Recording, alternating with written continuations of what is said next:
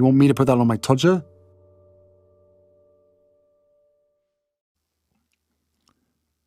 Harry's wife. The sad Harry habit. Hello, I'm H.G. Tudor. Daniela Elsa, we've not heard from her for a while, writes in news.com.au inside Prince Harry's sad new life of empty hotel rooms and late-night gaming.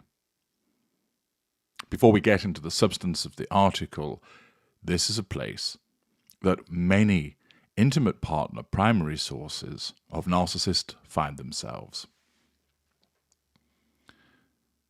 There is the golden period, or sometimes the bronze period. That's when everything is decent, in some instances dizzying, mesmeric and scintillating, as the narcissist utilizes an array of benign manipulations to draw you in, commonly known as the love bombing. You're complimented, taken to interesting places, told how wonderful you are, possibly given plenty of delicious sex. You may well be introduced to the friends and family of the narcissist, held out as being a special and wonderful person that completes them. Your interests are mirrored, although you don't realize that. You think that you found someone who likes similar things to you. You want to spend plenty of time together. There's talk about moving in, marriage. Perhaps you even do move in quickly. Talk about having children together. It's a wonderful time, and it's all done by the intent of the narcissism to make you, as the victim, believe that you have found the one. But as night follows day, and as we're all going to die at some point, the inevitability of the narcissistic dynamic between narcissist and intimate partner primary source means that devaluation will arrive. It cannot be avoided. It cannot be removed. It cannot be prevented. It will always occur. And thus, as Harry has found himself in this sustained devaluation, punctuated with golden respite periods for the last few years, this is why he finds himself in this situation of empty hotel rooms and late-night gaming. It is interesting, this suggestion that he indulges in late-night gaming reminds me of several of my clients who I have spoken to who engaged in similar behaviours. The reason? The console doesn't shout at me. The video game doesn't make me feel like shit. The video game doesn't keep provoking me, belittling me, or hitting me.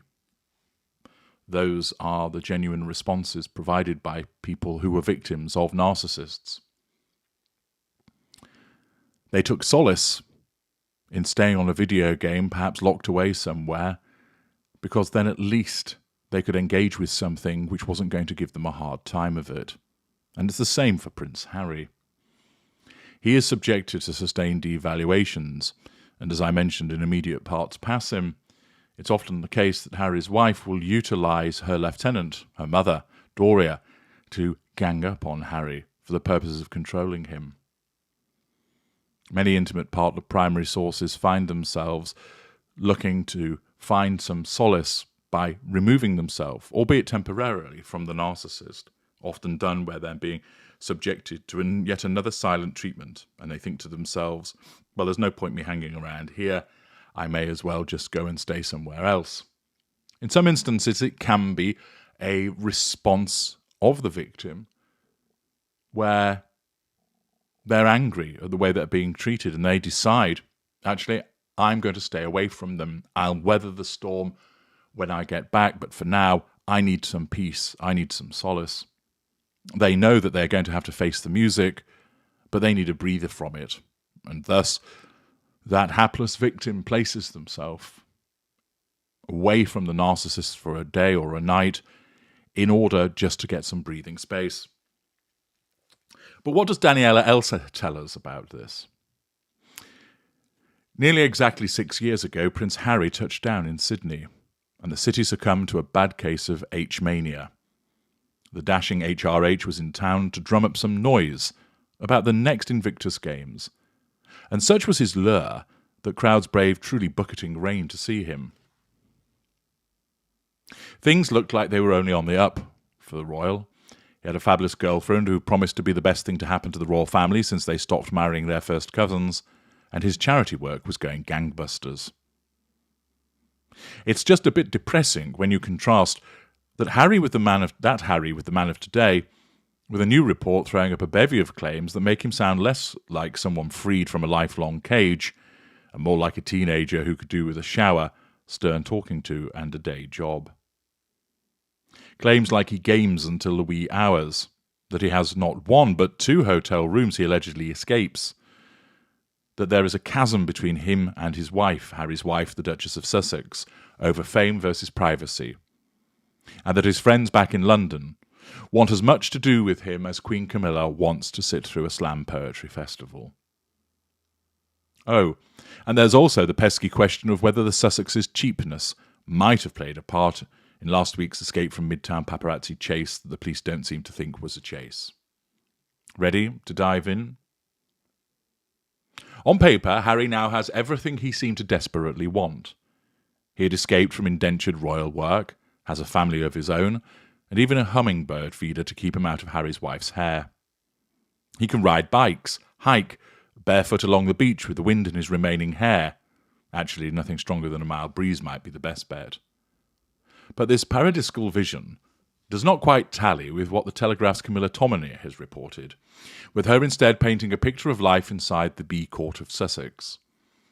Perhaps the most eyebrow-raising assertion is that the Duke, despite co-owning a 9-bedroom faux Tuscan estate with a guest house, has a couple of hotel hidey-holes away from home and where no one asks him to take the bins out.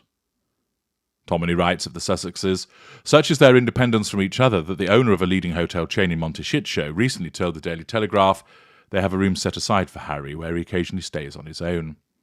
Not only that, but Harry has been known to stay 2 hours away at Los Angeles' premier A-list members club San Vicente Bungalows.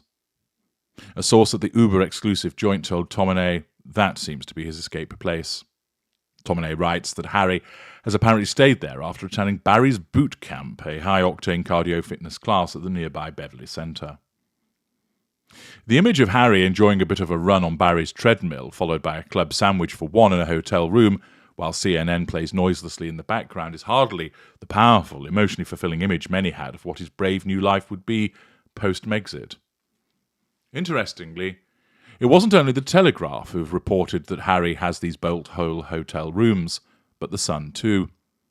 The representative for Harry quickly popped up to refute the claim, simply saying, "This is not true," but it's worth noting that both pieces remain unchanged. Interesting indeed. Other details offered up by Tominey go a long way to explaining, as she writes, why the 38-year-old appears to be struggling to find his way. For example, is the former army captain getting enough shut-eye? Harry is apparently staying up late into the night gaming. Then there is the matter of just how lonely H might be these days. We all know why his father, King Charles, and brother Prince William might have blocked him from the family chat, but it does not sound like his old mates are there to fill the gap and provide the sort of emotional succour and Schitt's Creek memes an adult man needs. Nobody really speaks to him anymore, and even the people who have remained by his side have lately begun to fall away because he is so consistently negative. An insider has told the Telegraph. He's often complaining and rarely asks after others. Now, they just see him as completely lost. Okay, but he's got his army mates, right? Not according to one former military colleague who told Tominey, no one in the forces has got any time for him at all, which is such a shame because he was hugely popular. You can blame Harry's wife, but he's brought a lot of it on himself. Friday last week marked 5 years since Harry and Harry's wife tied the knot and the royal family failed to not smirk and titter their way through Bishop Michael Curry's loquacious sermon. Today, the couple who, as Harry's wife once described as moving like salt and pepper, always move together, a sickly phrase if ever there was one, are frazzled, a friend has said, having 2 small kids. While the Sussexes are really happy together and live this idyllic life, the friend also told the Telegraph that they've been through a lot, and I think they've felt both quite ground down by it all. Which is entirely understandable. launching a crusade against a 1,000-year-old institution and antagonizing one's entire family, all while having to find the cash to pay for a score of beefy bodyguards lacking necks, must really take a toll.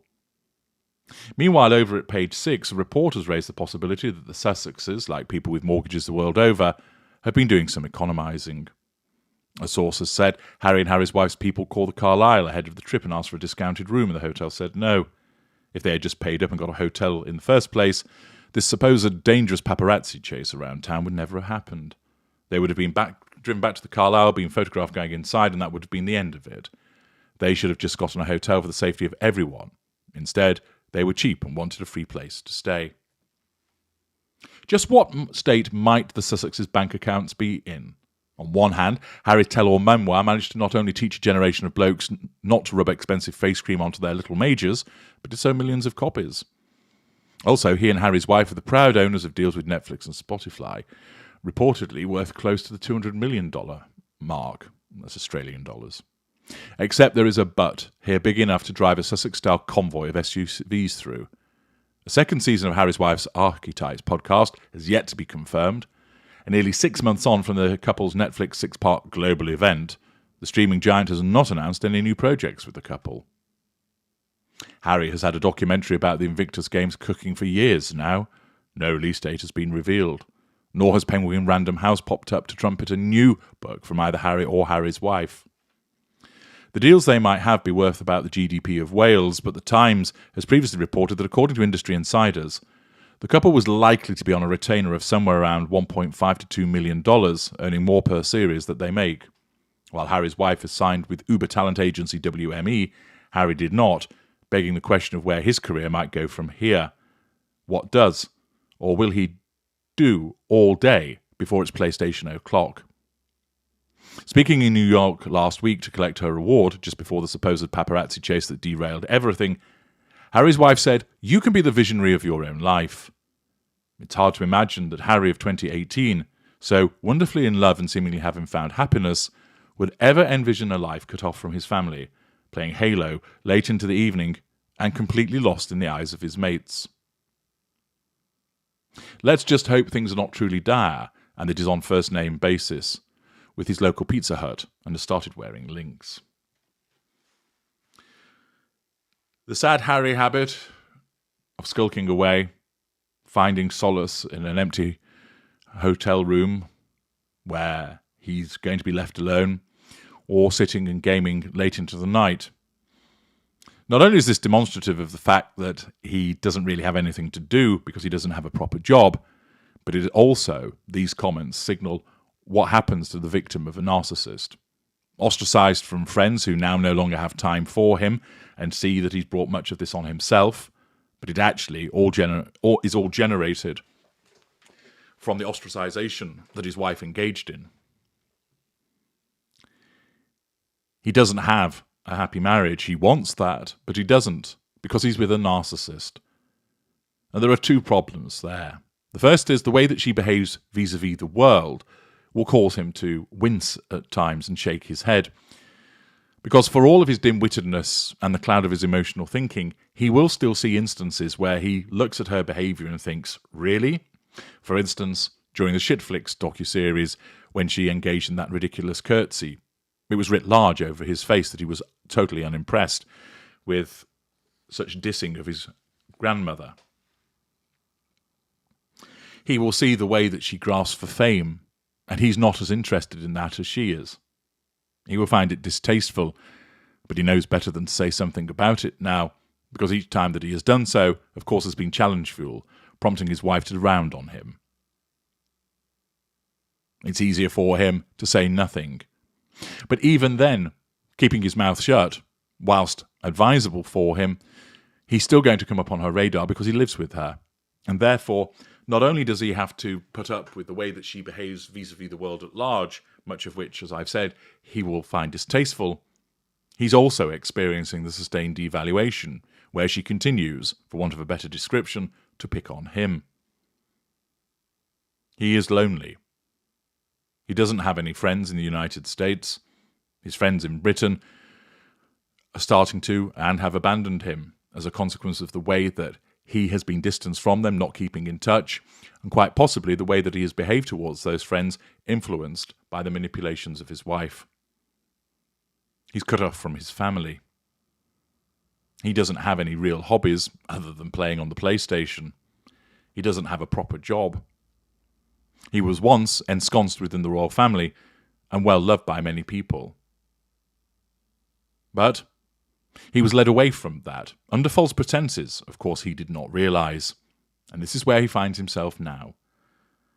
In a sustained devaluation, treated this way by a narcissist, and engaging in the sad Harry habit of seeking solace in hotel rooms and playing on the PlayStation. I'm H.G. Tudor. Thank you for listening.